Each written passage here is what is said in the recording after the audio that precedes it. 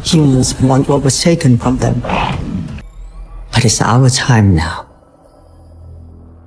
If you're a fan, you know that the Blade Runner franchise has spent literal decades earning its reputation as one of science fiction's most influential worlds. From Ridley Scott's 1982 classic to Blade Runner 2049, we absolutely love this universe for its breathtaking visuals, philosophical storytelling, and morally complex characters. While we love the explosive action and the cyberpunk aesthetic, the very core of Blade Runner is to ask what it is that truly makes you human. Having said that, we've been waiting since 2022 to get an update about Blade Runner 2099, especially because it's been building for years. I, for one, was super stoked to understand how the franchise would continue its story beyond the events of Blade Runner 2049. As the first trailer of the miniseries finally dropped, it seems like we have some answers at last. Given that the line between humans and replicants have continued to blur, the 2-minute footage is deliberately cryptic and is also a big shorthand with subtle callbacks, visual clues, and references that longtime fans like you or I would immediately recognize. But there's still enough for us to discuss, so without wasting another moment, let's discuss every hidden detail about the new Blade Runner 2099 miniseries. We already fought a war. We lost. Replicants. They keep taking it all away.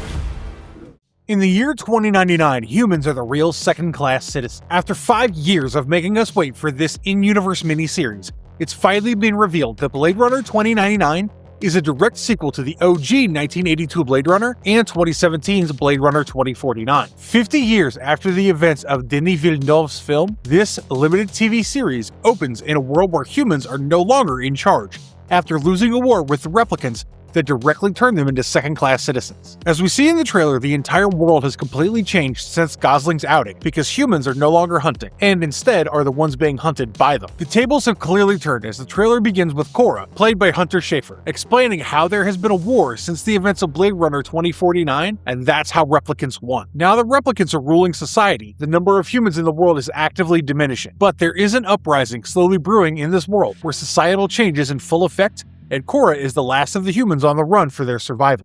Los Angeles is no longer the same. I think the biggest reveal within the trailer for the miniseries is the city itself. As you can see, Los Angeles has undergone another massive transformation in the 50 years since Blade Runner 2049. Instead of simply expanding, the city appears to have been rebuilt into a cleaner, more technologically advanced metropolis under the rule of the replicants. In fact, even the show's official synopsis talks about how the city is reborn, as it is no longer primarily controlled by humans. I think through the 8 episodes of the show, we'll also get to see how replicants have risen in status after their uprising and then created an entirely new social hierarchy where the existence of humans is being actively dehumanized. That completely flips the premise of both previous films, where replicants were the oppressed minority. So the world we knew before no longer exists because this version of Los Angeles has been dominated by the replicants. It seems like replicants are the new Blade Runners. So one extremely important detail is that Michelle Yeoh's character, Olwen, is not a human. In fact, she's a dying replicant who is somehow also a Blade Runner, which is a rather fascinating inversion of the franchise's history. Traditionally, we knew the Blade Runners hunted replicants on behalf of their human authorities, but now a replicant is enforcing the law while confronting her own mortality. As it turns out, the most tragic aspect of Olwen's story is that she's living in the final days of her predetermined lifespan. Like earlier generations of replicants, she knows the exact date she will die, and that certainty hangs over every decision she makes, thus turning her mission into a race against time. Silke Louisa, the showrunner,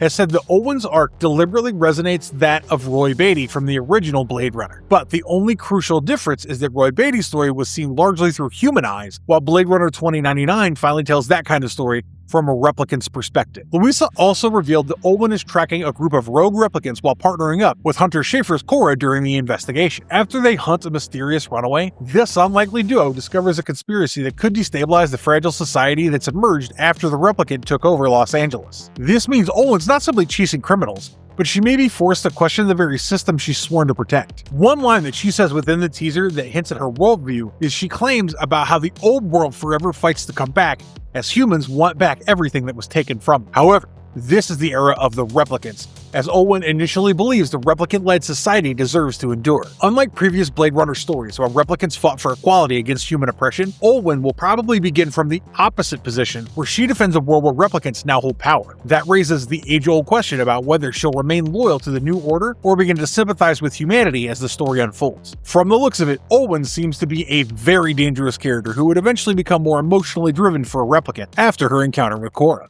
Kora is probably living under false identities. So the trailer makes sure to let us know that Kora has spent most of her life on the run from replicants, which has forced her to adopt different identities in order to survive. But at last, she's forced to take one final identity. That is the Blade Runner. It's obvious that she's the emotional anchor of the series and is described as someone living the life of a chameleon. Kora has never stayed in one place long enough to form any lasting connections. For her, living under assumed names has become second nature, but it's also left her uncertain of who she really is. Perhaps the biggest revelation about Kora is that she's human and not a replicant, as opposed to what we had all initially assumed. She's spent years hiding from authorities in this new social order, making her one of the very few Blade Runner protagonists who enters the story from a position of vulnerability rather than power. However, her motivations are deeply personal because for her, becoming a Blade Runner is the only way to secure a stable future for her younger brother. This immediately makes her different from Rick Deckard and Kay, whose journeys were driven by duty or existential questions. Compared to that, Kora's story begins with sacrifice, forcing her to become the very thing she spent her life trying to escape. To add on to that, her partnership with Olwen creates one of the franchise's most interesting dynamics as they investigate a growing conspiracy that involves rogue replicants and a mysterious runaway whose secrets could destabilize the fragile society that's formed after the uprising. As they work together, both characters are forced to confront their own assumptions about humanity, justice, and identity. Kora is going to be a time-hardened human who's lost her humanity after long years of living as a fugitive. I think her journey as a Blade Runner would help her reclaim that sense of humanity in her, which she lost many years ago. The trailer also suggests that Kora is far more physically capable than her previous franchise leads, given that in one of her interviews, Michelle Yeoh revealed that Hunter Schafer suffered a concussion while performing one of the show's demanding stunt sequences. I'm truly excited to see the magnanimity of action sequences we'll see Kora in through these 8 episodes.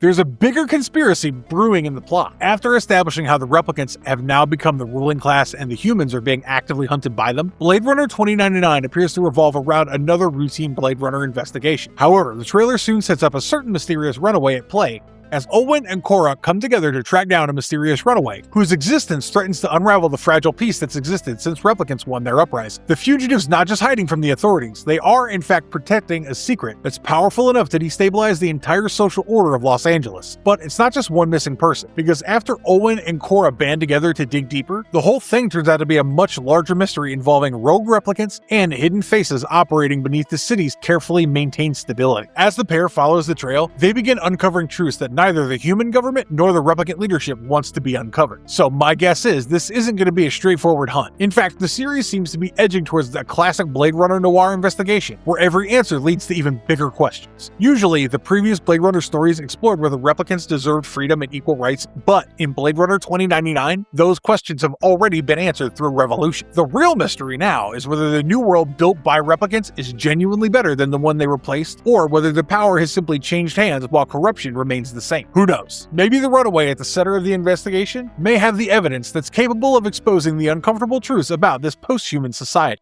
We might not get the same cyberpunk world that is privy to the franchise. For me, one of the biggest surprises in the Blade Runner 2099 trailer is its fresh visual direction. Like every previous installment, the series is set in a dystopian Los Angeles, but this does not seem to be the same rain-soaked, neon-lit city we've come to associate with Ridley Scott's original film. I mean, we've seen how every Blade Runner story has used oppressive weather and urban decay to reinforce the themes of isolation and moral ambiguity. And sure, there's an inherent darkness to Blade Runner 2099, as the trailer still echoes with rain-soaked streets, holographic advertisements, thick smog, and towering neon signs that make up the core of the franchise. But the showrunner, Silka Luisa, has described how the series has embraced a sunshine noir aesthetic with a comparatively brighter, warmer take on the Blade Runner universe that reflects the story's idea of change. According to Luisa, the series is focused on the idea of new beginnings. It's about the birth of a new city, the rise of a new era for replicants, and characters who are finally discovering who they truly are. So, to match that journey, this setting trades endless darkness for bright skies, humid weather, and coastal locations like Santa Monica. While the world still carries the unmistakable texture and atmosphere of Blade Runner, we'll get to see it through a completely different lens. This will surely turn a few heads, as fans have already started complaining about the shift from the iconic cyberpunk aesthetic established by Ridley Scott and later expanded by Denis Villeneuve in Blade Runner 2049. So,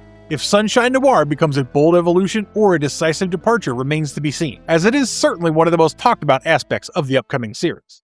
This might be a story told from the perspective of a replicant. As far as bold creative decisions go in a franchise like Blade Runner, I guess the miniseries is pretty brave to shift the franchise's emotional center away from humanity by placing it squarely in the hands of the replicants. For decades, the Blade Runner franchise has explored artificial life through the eyes of human investigators like Rick Deckard or characters caught between both worlds like Officer K. While replicants such as Roy Beatty, Rachel, and Kay often stole the spotlight with their emotional depth, they were still largely viewed through a human lens. Silka Louisa has explained that Blade Runner 2099 intentionally reverses that perspective, thus allowing replicants to become the primary storytellers rather than simply the subjects of the investigation, especially now that replicants occupy a position of authority within society. Up until now, instead of asking whether replicants deserve rights or freedom, there's been one question that's driven the franchise since 1982, which is, what happens after they achieve these goals? And the series will explore exactly that. Can a society built by former victims avoid repeating the mistakes of its predecessors? Or does power inevitably create new forms of oppression, regardless of who holds it? I guess we'll find out.